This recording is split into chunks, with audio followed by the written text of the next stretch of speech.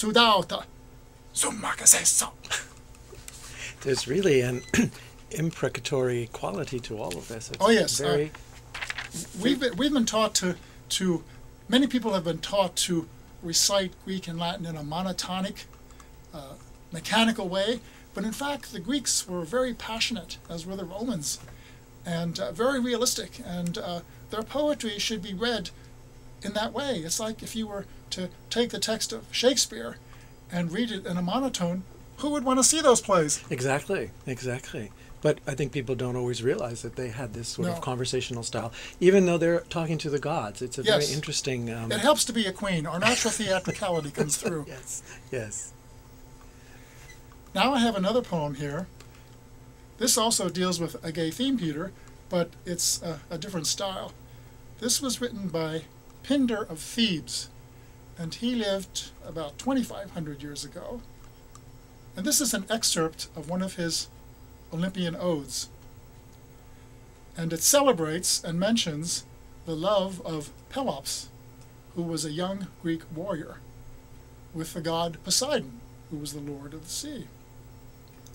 It reflects ancient Greek customs of the times, where young men would typically form a love relationship with an older man, who would be the younger man's mentor, teacher, and protector. And then when the young man became of marrying age, he would go off and get married, and the mentor would wish him well. In this case, the young man is the hero, Pelops, and he wants to marry Hippodamia. She has an evil father. Aha.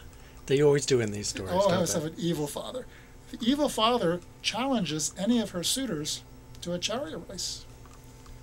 And if they lose, he kills them. We have drama once again, And don't we? we've had 13 cases of this.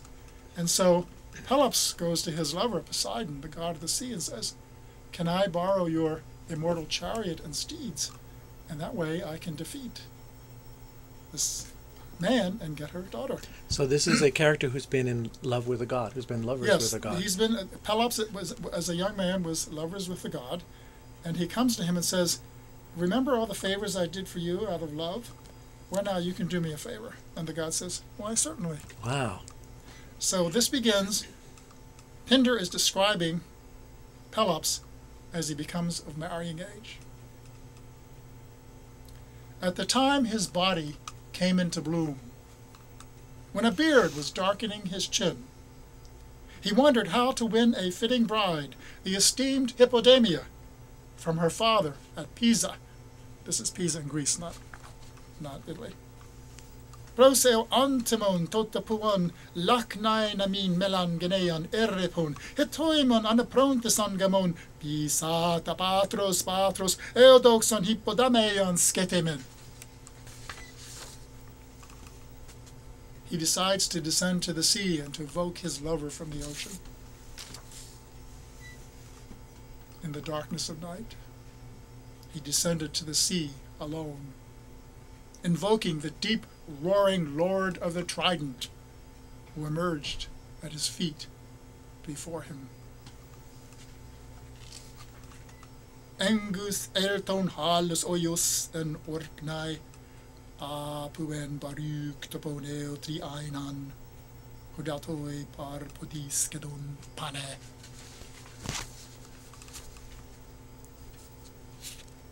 Pelops continues.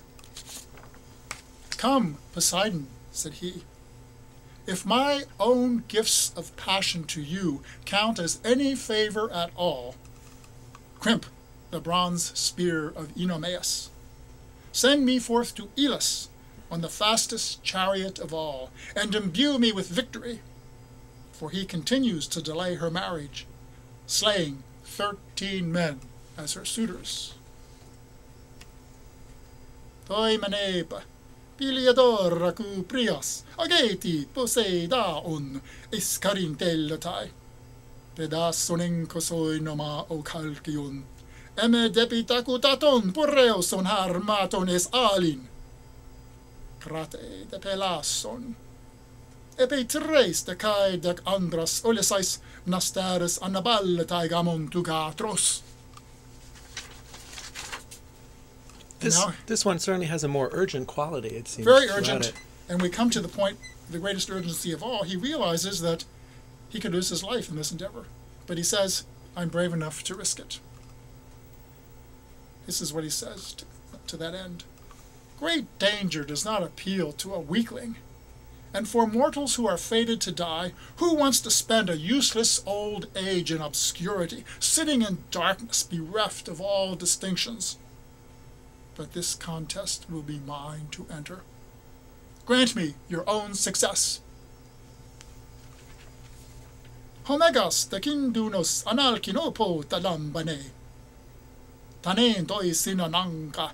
Tigatis anonumon garrasens katoi katamenos epsoi matan. Apandon kalon amoros. Al emoi menhoto sa etlo supokes setai. Do the praxin pilan didoi. But that really is the heroic ideal, isn't it? Yes, very to much. face battle to a worthy cause rather than being obscure and going out quietly. Oh yes, going out quietly and unremembered is Not the Greek way. They don't want that. They want glory. Things haven't changed much. No. Thus he spoke, nor did the words he used lack effect. But God gave him both his golden chariot and his steeds, winged and unflagging.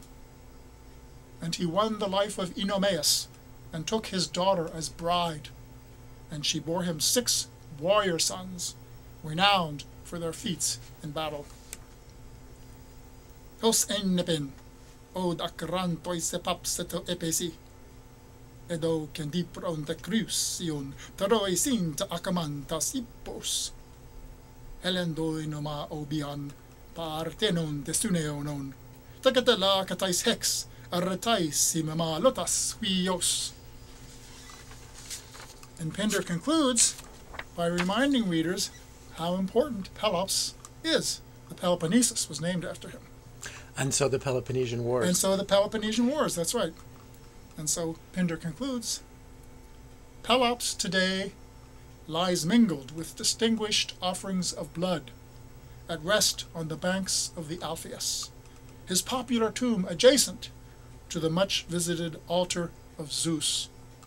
And the glory of Pelops shines afar, thanks to the races of the Olympic Games, where swiftness of foot is contested, and grueling displays of strength. Nun den hai makoriai saglai si memiktai, alpio poroi clites. Dumbro nam piplo nekon poluxano tatoi parabomoei. Todecleos taloten dedor katan olympiadon endromois delopos. Hinatakotas podon eridzetai akmai discubos drasuponoi.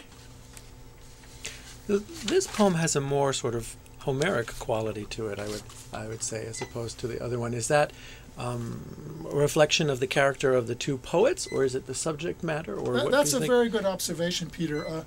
Pindar represented the transition from Homeric epic poetry to lyric poetry, and you find elements of both in him. The Homeric poems celebrate male warriors. They have elevated themes. There's a lot of posturing about strength and glory. And lyric poetry, on the other hand, emphasizes personal feeling, has a more feminine sensitivity to it, it's more subjective, and it involves the feelings of the poet himself or herself. And Pindar was right in the middle of that. So if you read his poems, you can say, oh, here's Homer sounding through. And then you can also say, oh, here's a little bit of Sappho coming through too. So yin and yang both. That's right, yin and yang both. Very good. Well, that brings us to the theme of the next poem, which is not in Greek now, but in Latin. Is that correct?